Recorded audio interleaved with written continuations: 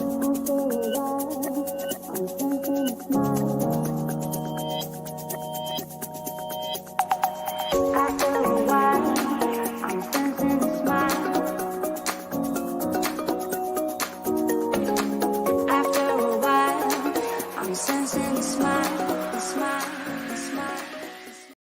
good morning, everybody. It's Dan Latto speaking. Hope you're well today. So, welcome to the podcast. In today's session, we're going to talk about health, basically. Something that's really important right now because my health is, frankly, dreadful. Probably, I wouldn't say it's the worst it's ever been, but the fact that I'm having that conversation doesn't mean it's great, does it? So, we need to do something about this. And I can't be bothered. I honestly cannot be bothered. It's like, I know it's 2022, but it's the same as 2020 and the same as 2021. We're just replaying the same year over and over and over again. And one of the biggest kickers, I guess, is that if you'd have just stuck with the health regime that I had back in 2020, and certainly last year moving into CrossFit, I'd be super slim. I'd be a muscle-bound northerner. But now I'm just like overweight, can't be bothered, and we're so busy at work. Like we're putting in a lot of hours, like 14-hour days. We've not done 14-hour days in 2020 and 2021.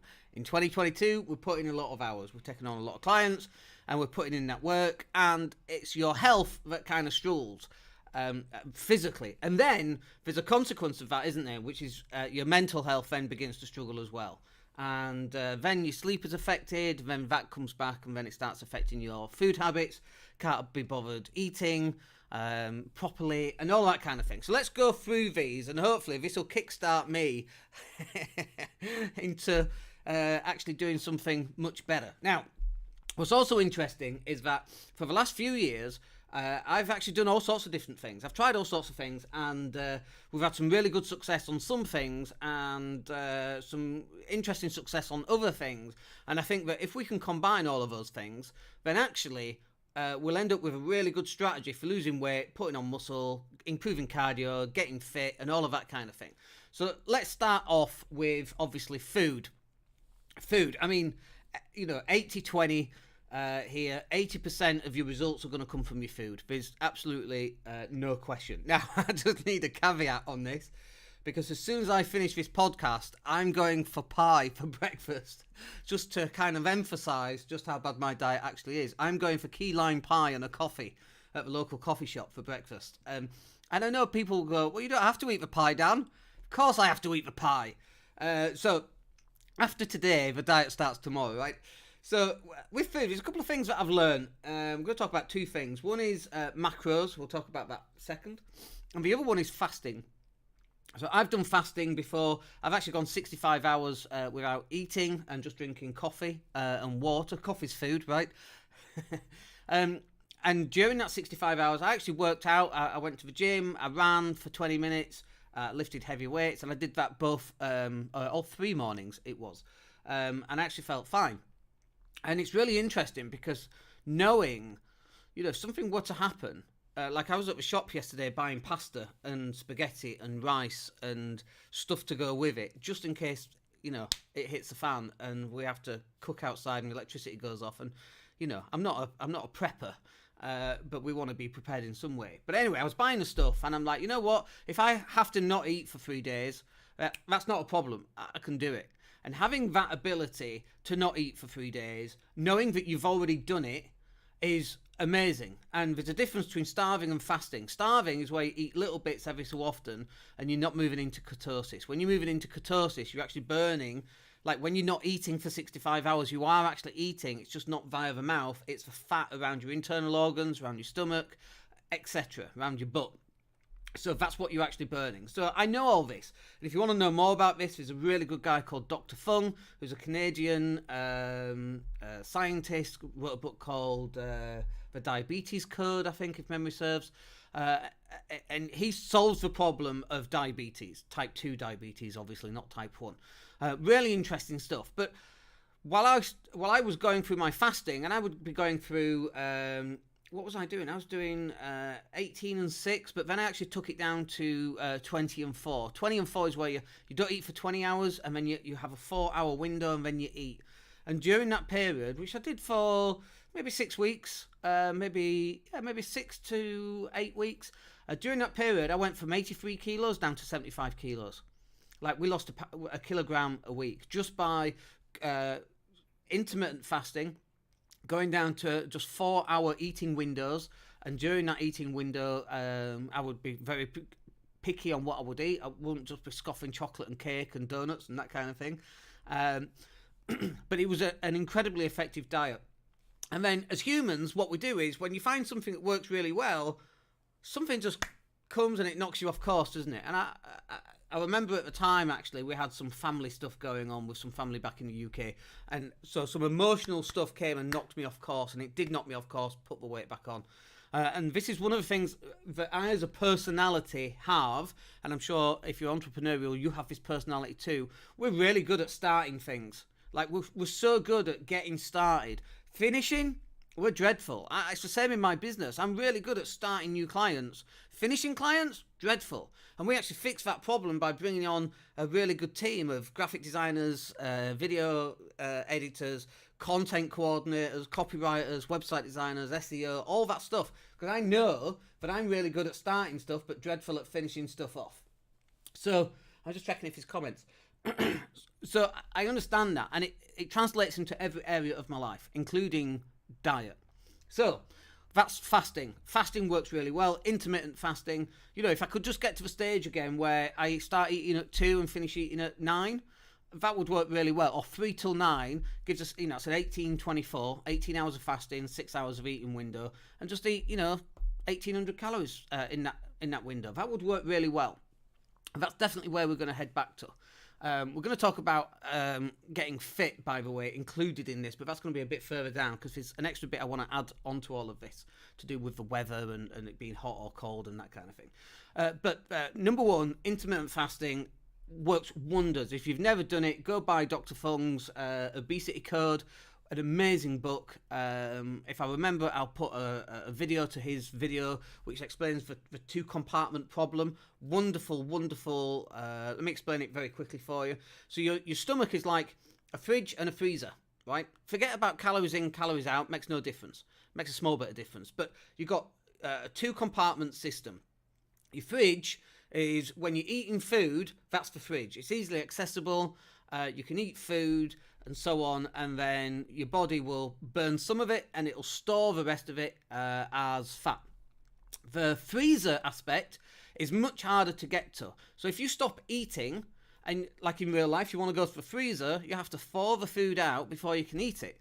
And it's exactly the same with the body. If you don't eat on a regular basis, and all of this is to do with firing off your insulin, if you don't eat on a regular basis, like if you don't eat for 8 hours and then you have a meal, and then you don't eat for another 8 hours and then you have a meal, don't eat for another 8 hours and then you have a meal, 3 square meals a day, right? You'll actually lose weight. And it's because you're not firing off insulin. Because your body, when it starts getting hungry, especially over 16 to 20 hours, it recognizes you're not eating, goes into ketosis, and it goes to the freezer for the food. Where's the food stored in the freezer? It's your fat cells all around your body. It eats them. So you're still eating. It's just not via your mouth, i.e. the fridge. And that's the 2-compartment problem. It works really, really well. Steve is on Dr. Fung's YouTube videos have helped. Being on intermittent fasting for 2 months, it works. Thanks for reinforcing that, Dan. Thank you for repeating as well, reinforcing what I already know, but I'm not bloody well doing it, and it's driving me mad right now. But there's reasons for it, which I'll probably go into at some point during this session. But it totally works. Go and take a look at that. And hopefully I've not done Dr. Fung a disservice on my explanation of the 2-compartment problem. So the plan is, after pie this morning, the plan is to move on to intermittent fasting. We'll probably go from 2 till 9, which is, we'll eat lunch at 2 and then we'll have dinner at 8 and we'll cut down on the amount of calories and we'll actually plan food. Now, the second aspect here is macros. So I joined last year. It was not weight loss, but a program, okay, called Stronger University. Highly recommend it. I had a falling out with my coach. I was losing weight, and it just kept going. It's not good enough. I had to hit my macros exactly, and I'm like, dude, I'm not hitting macros exactly. Let me tell you what macros are. It's like 40, 40, 20. So 40% of all your food should come from carbs, 40% of your food should come from protein, and 20% should come from fat. You can eat whatever you want. If you want to eat cake, that's fine. As long as it's 40, 40, 20, that's fine. Now, the key here is to plan. And this is really one of the things I'm not doing right now, is planning food intake. And when you plan food and use MyFitnessPal, you put in the chicken, the carbs, the potatoes, the fats and so on, the yogurt, the pizza, the cake, everything, coffee, all goes in there. And then that'll tell you how many carbs you're eating, how many proteins you're eating, and how many fats you're eating. Now, I lost weight on that. Amazing. And I had the help of a coach who just really pissed me off at the end, because he started having a go at me, and I was just like, oh, I can't be doing this. We're so busy. I just couldn't be doing with it. Came off it. Guess what happened? Put the weight back on. So it's this idea again that we're really good at starting stuff off, but we're really not good at finishing it. And so this is one of the reasons why we get a coach. And actually, we're going to sign up again for Stronger You, and we're going to combine what we just talked about with intermittent fasting with the macros, and I think it's 40, 40, 20. It's been a while, so forgive me if I get it wrong. But go take a look at Stronger University, get yourself a coach. It's like $150 a month, which I know is not cheap, by the way. Every month it's not cheap, is it? It's $450 over 3 months. They had a Black Friday deal for 12 months for like $600, which I should have signed up for, which I never did. But anyway, we're going to jump back on that. Now, as we said right at the start, this is 80% food, 20% everything else. You get your food right, the weight will just drop off. You'll feel like wanting to go do something else. So let's talk about the next item on the agenda here, which is lifting weights. Now, I've lifted weights on and off. I'm not a gym bunny, as you can tell, by any stretch of the imagination. But one of the things that I've noticed, and I saw an interview with Arnold Schwarzenegger with Logan Paul. Is it Logan Paul? I'll come back to you in a second, Doctor, with your comment. I'll come back to that. So Arnie and Logan Paul, and Arnold lifts every single morning, and Logan says, why do you keep lifting? And he said, well, why do you keep sleeping? I slept yesterday. I slept 10 years ago. I still sleep. Why do I eat today? I ate yesterday. I ate 10 years ago. And lifting became part of his lifestyle. And I have noticed that when it becomes part of my lifestyle, mentally, I have a lot of clarity. So one of the questions come in from Dr. Mohammed Hokra. What if you become addicted to the program? Wouldn't this be unhealthy? Absolutely. Any program that you become addicted to could become unhealthy. If you watch Star Trek 18 hours a day, I'd say that's unhealthy. If you become a fitness nut 18 hours a day, if you work 18 hours a day, if you have a sex addiction 18 hours a day, if you sleep 18 hours a day, anything can become addiction. Okay? So this is down to having balance. You have to have balance with the Force, young Padawan. And balance is absolutely key. But what I discovered was that you can actually have balance. You can actually have it all. And this is the weird bit. You can have it all, and then something comes, knocks you off, and then it's really difficult to get back on it. This is what I struggle with. So when I was eating properly, lifting weights, doing cardio, my mental health was so much better. I could wear a Primark t-shirt, a £2 Primark t-shirt, felt $1 million. And yet now I could wear a Hugo Boss t-shirt, overweight, unfit, and I feel like crap. And so this is the difference. So anything taken to the extreme can be unhealthy. But it's about balancing. And if you've got a coach as well, so a coach is basically someone on the outside looking in, going, what are you doing that for? Do this, do that. Oh, that's dangerous. Oh, no, what are you doing that for? And that's one of the reasons why you should have a coach. I hope that helps you there. So lifting weights, let's talk about that. We've actually got a gym downstairs, and I'm so despondent because the rains came and we had like 18 inches of water downstairs, and it just ruined everything. We had a home cinema, we had a home gym, amazing. Had LED lighting, big screen TV, wonderful. The rains came, and where we live in Spain, the rain hits the mountain, rolls down into the sea, flooded the basement. It's done it a couple of times now. So I'm like, oh, so it's like that's one of the things that comes and hits you, takes it away. But when I get into a habit of lifting weights, and this is the key, I think, right here, The weights is like what we say in drugs. It's like like when people smoke weed and we call it I can't remember the name. It's like an entry drug, a gateway drug. That's it. Thank you. So it's a gateway drug. Lifting weights is like a gateway drug to better health, because what happens is you begin to lift weights and you can feel yourself getting stronger and you're increasing the weights gradually, and then you're like, boy, I'm eating all these donuts and pizza and Coke and all this bad stuff and eating so many carbs, just carbs in fact, and so much pie. So what happens is you actually change what you eat based on the fact that you're lifting weights, which I find absolutely amazing.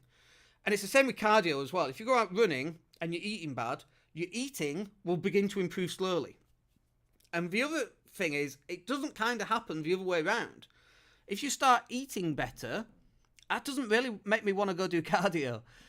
I mean, it might do. It depends on the person, and obviously this is just me. But look for things that are a gateway drug to better health. So what would that be? That could be if you've recently become single and you're now going on, what's the Match.com, okay? That could be the gateway drug to better health, believe it or not, because you want to look better for your dates. Or having a competition with someone, let's see who can run a 5K within the next 3 months or less. That's a gateway drug. So what happens is, if you're a competitive person, use your competitiveness as a method of losing weight by going into competition with somebody, someone that you really don't like. I mean, you could do it with a mate. That's a really nice idea as well. But do it with someone you really hate. And you're like, oh, I'll show them.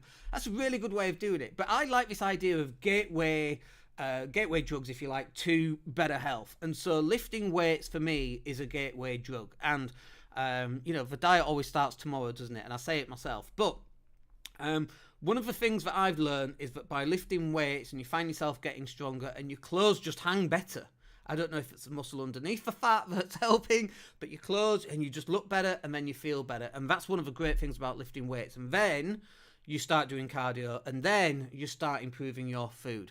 Lifting weights should be a daily habit. I mean, I go live every morning, Monday through Friday, and you know what should happen? I should either be doing weights before, or as soon as I finish this, I should go downstairs and just lift some weights. Even if I'm just lifting, bench press and pull-ups, and that's it. And then the next day I'm doing bicep curls and dips. It makes no difference what it actually is, as long as you're actually building your weights into a daily routine, and that's where your results will actually come from. Like, it sounds crazy, but if you just did 20 press-ups every morning, like in a year's time, first of all, that's a lot of press-ups. That's 7,000 press-ups. Do you think you'll be in better condition in a year's time than you are today? And really, that's what this is about. It's about investing in health, but doing it over a long period of time. Everybody starts up, and this is my mental block. We start up and we go, okay, I'm going to lose 5 kilos in 8 weeks. Work. And you're getting up early and you're running and you're eating food better and you're planning everything and you feel much better, and you get to 8 weeks and you get 4 kilos off and you go, brilliant, I'm there. And then you stop. And that's not what this should be about. This should be about not losing 5 kilos in 8 weeks, just losing 5 kilos. Like, what's your target weight? For me, it's about 70 kilos, and I'm right now about 80 kilos. So I've got 10 kilos of fat, 20 pounds of fat. And I know, by the way, people say 70 kilos is not a lot. I'm 5'7", but for me, it's absolutely where I should be. I just got that frame, right? So, and we're all different. So they're just example numbers. But this is where you should be, putting this over the long term. This is not a sprint. It's not a race to the finish line to get to 4 kilos off or 5 kilos off as fast as you humanly can. This is about changing your lifestyle so that over a long period of time, I turned 50 this year, as I say on almost every podcast. It doesn't bother me much. I turned 50 this year. It bothers me. And I'm like, okay, how can I... Oh, the dog's come to say hello. How can I get fitter into my 70s? And that's 20 years away. And if my target weight is 70 kilos and I'm currently 80 kilos, what if I just lost a kilo a year? Would that make me happy? Well, for the first couple of years, it wouldn't. For the later years, it absolutely would. And really that's what this is about. Losing weight slowly, so it's consistent over a period of time, so that you can actually feel better about yourself physically and about how you feel mentally. Let's talk about cardio, shall we? Cardio's massive. I mean, it's just a huge part of what you should be doing. And for me, cardio is about lung capacity. I remember my mate Dave, and he bought a drone, and we went to Temple Newsham in Leeds, and we were practicing on the tracking of a drone, self-tracking. So he set it up to track, and then I was trying to lose the drone. We're on this big open field, and I'm trying to run to lose this drone. And what was really cool was I lost the drone on several occasions. Even though it was tracking and it was following me, I was able to zigzag and get away from the drone. It was really awesome. And one of the reasons why I was able to do that is that I could go for 20, 30 minutes on a treadmill, which is boring as hell, by the way. I would watch the last night's NBA basketball game, but I could go 20, 30 minutes on a treadmill. My lung capacity was capable of just, and it was like, the phrase I used was stepping on the gas. And I could step on the gas and I could go from nothing to sprint fast, and I could keep it going and zigzag. And it was so nice. And I was really proud of myself at the time as well. I was able to lose this drone. But being able to turn on the taps, it's like a switch. And that for me is where I want to get back to again. Having that capacity. Now, what's interesting is, if you think about James Bond or Bourne, Jason Bourne, one of the things that both of those people can do, multiple languages, and I think this is a guy thing, by the way, multiple languages, lots of cash, intelligent, hopefully, an ability to switch on the taps.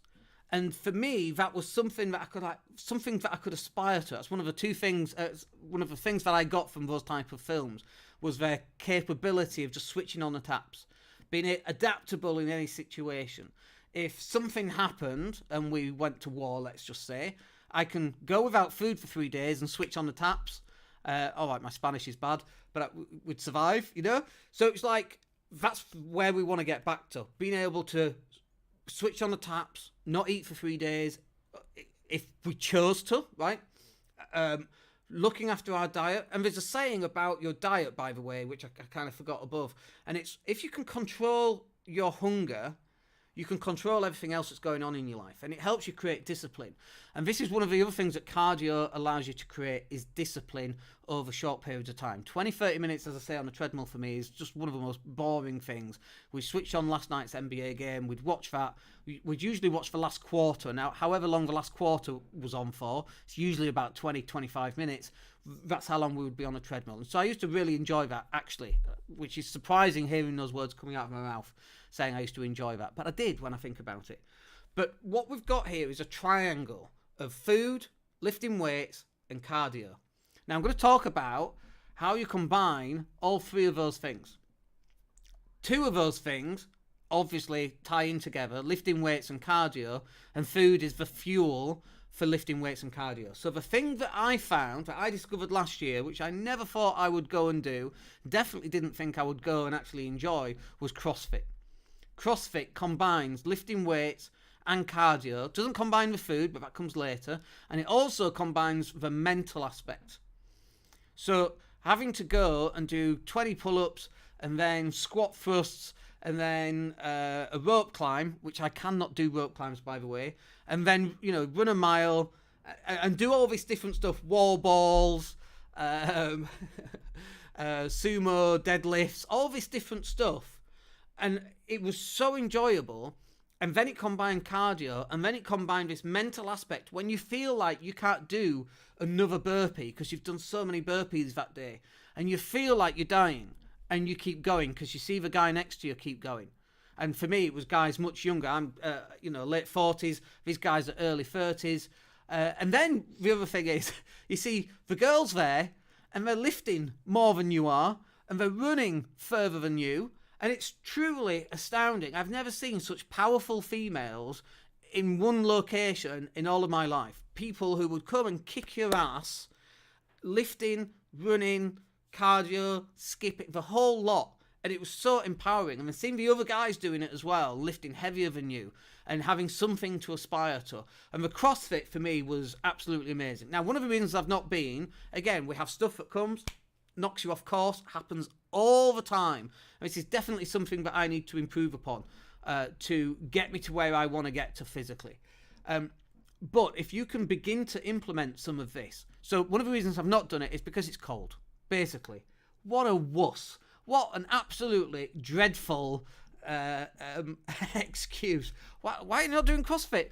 Oh, it's cold. It's so cold. But it is. I know we live in Spain, but it's cold. And I hate cold. That's why we came to live in Spain in the first place. And so I've got to get over this some way or another. And we're heading towards April quite quickly, aren't we? By the time we get to April, it's lovely and warm again. We can, we do CrossFit outside. There's no heaters on in the place. Now, you have to remember, when I started CrossFit, it was late August and September. Here in Spain, we're doing CrossFit at 9 a.m. in the morning at 34 degrees of heat. Like, you're sweating before you've even got into the place, right? And so it gets really hot. We had to do it under trees, otherwise I get sunburnt, for goodness sake, at 9 a.m. in the morning. But these three things of food, lifting weights, and cardio, I probably felt better last September than at any other time physically, because of the CrossFit and because of the food. Let's just talk about the mental aspect. And by the way, I should just say, on lifting weights and cardio and any kind of sport, we all have our own kind of thing. I'm a basketball player. My basketball stuff improved tremendously. My agility improved tremendously. Picking up bags. I'm the kind of guy who likes to pick up 10 bags in each hand, can make one trip from the car to the house after we've been shopping. That stuff is so much easier. Picking up the large water bottles and just flinging them around, so much easier after CrossFit, because CrossFit actually just replicates what we do in real life. So much easier. Picking up your kid, so much easier. Throwing the kid against the wall, doing wall balls. All right, we didn't do that. But so much easier lifting heavy stuff, moving stuff around, being physically able to move stuff. Like right now, I've got knee pain right now, knee joint pain. That didn't happen last year. And I'm like, it's because I'm turning 50. It's just a crap excuse. It's not because I'm turning 50. It's because I'm not doing the cardio, the lifting of the weights, and eating properly. And something I've noticed as well, when I hit 80 kilos, my knees hurt. Wonder why that could be, Dan. Not rocket science, is it? Anyway, let's talk about the mental health aspect, because then I need to go for some pie. I love, by the way, the dichotomy of talking about health and then going out for pie and coffee. I love just how opposite it is. Let's talk about the mental aspect. So, right now we've had 2 years of pandemic, and we're still in the middle of a pandemic. I know in the UK they think it's all over. We're still in the middle of a pandemic. We can't go in a shop here in Spain unless you're wearing a mask. You can't get on public transport. You can't do anything. You don't have to wear it outside, but if you're going inside somewhere, you've got to wear a mask. And I love that, by the way, just for the record. It keeps us safe. Everybody we know have gone to England in the last 3 months has come back with COVID, believe it or not. But we're still in the middle of a pandemic. Even though people are pretending it's finished, it's not. Then, after all that, we've got Ukraine. We've got all this negative stuff, and then the thing that's running all the way through is Brexit. We got this Brexit mess. My invoices got stuck in customs, so now I'm late on my tax return. We all got all this stuff, and then we just I don't know what's going on with people. People are depressed. They can't see past these. We've been in this kind of thing for 3 years. This is year 3, and it's been really difficult. And I think mentally, it's been difficult. And I've had my moments where I'm just what's the point? I just shut everything down, go play on the Xbox. What's the point? It's just so hard. It feels like it's never going to end. And we've done quite a few podcasts on this, and it's this reminder that it is going to end. And when it does end, I want you to be in a position where you've actually worked and done all the things that you needed to do throughout these 3 years of shite, basically. So that when you get out of this in year 4 or year 5 or year 10 or however long all this stuff is happening, that actually you've exceeded your plans, you've exceeded your health, you've exceeded your income, you've made yourself financially free, you've quit that crap job that you had to do, you've cut down your hours, you see more of your family. All this stuff is really important. And all of this stuff, for food, for lifting weights, for cardio, is all heading towards you having a better mental health. And there's a saying, if you're depressed, when was the last time you danced? Seriously. Like, trust me on this. Put MC Hammer on if you're feeling depressed and dance Can't Touch This. You will not feel depressed for those 3 minutes that song's on. Almost impossible, I would suggest. When did you last go for a run? And might not be running, might be a cycle, might be going swimming. But when did you last exercise? If you're feeling down, when did you last exercise? If you're feeling that the world is such a dark place, when did you dance and do exercise and eat your food properly and lift weights? And this, for me, is like the solution to the mental health problem. It's not the solution, because people have different mental health problems and different stuff going on. And the other thing to bear in mind here is, are you depressed, or is there just shit going on in your life? They're two different things. Depression is a physical disability of some kind that you are struggling with, hopefully for a temporary period of time. It's a chemical imbalance. Being dumped by your missus is not depression. That's being dumped by your missus. And I think it's really important to separate these two. I'm not dumped by my missus, by the way. It's just a random example, just so you know. But it's like, separate these things. Are you depressed, or are you just watching the news about Ukraine right now? Are you depressed, or are you recovering from COVID and it's knocked you off? Are you depressed, or has one of your best mates died from something? Like, they're two different things, and I think it's really important. It's like type 1 and type 2 diabetes should be called different names, right? Type 1 diabetes is not your fault. It's is it hereditary? But it's just a thing that you get.